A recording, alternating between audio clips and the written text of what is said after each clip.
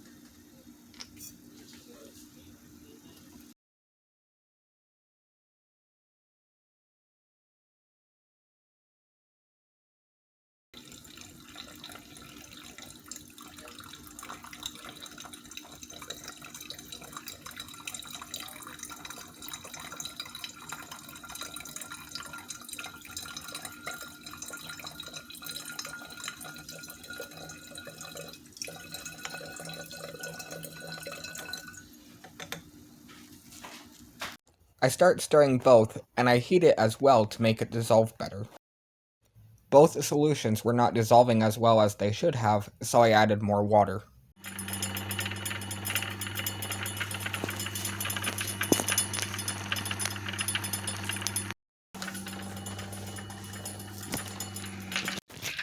I got both solutions mostly dissolved, then I mixed equal amounts to make copper carbonate.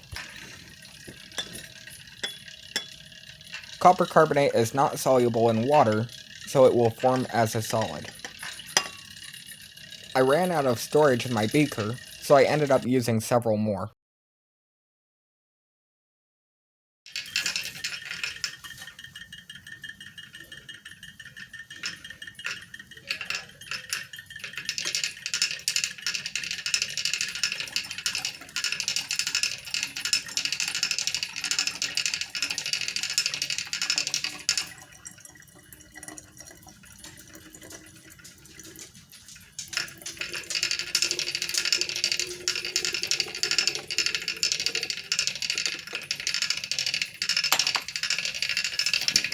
I then pour each beaker into my vacuum filter, and I pull a vacuum to separate it.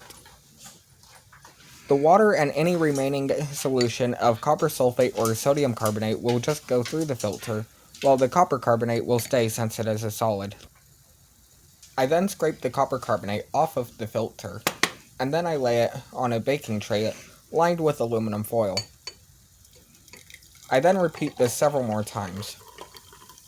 The remaining solutions of water go to the bottom, then react again because I didn't have perfect equal amount.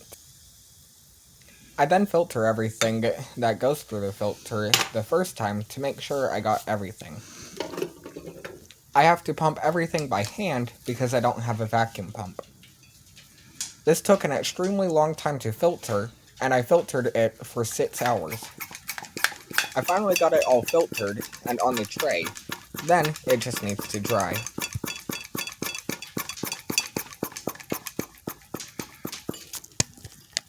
I then decided I was too lazy and I wanted it to dry it in the oven. This turned out to be stupid. I put it on low heat and it ended up burning a little bit. I then decided to be more patient and let it dry naturally. I ended up not being patient and I take it off too early. I ended up with a little bit of aluminum foil in it as well as contamination. It is still wet, but I just ignored it. It didn't matter too much for my project. Next time when I make it, I will put more care into it. I will be using the copper carbonate for another project as well soon. I hope you enjoyed. Bye.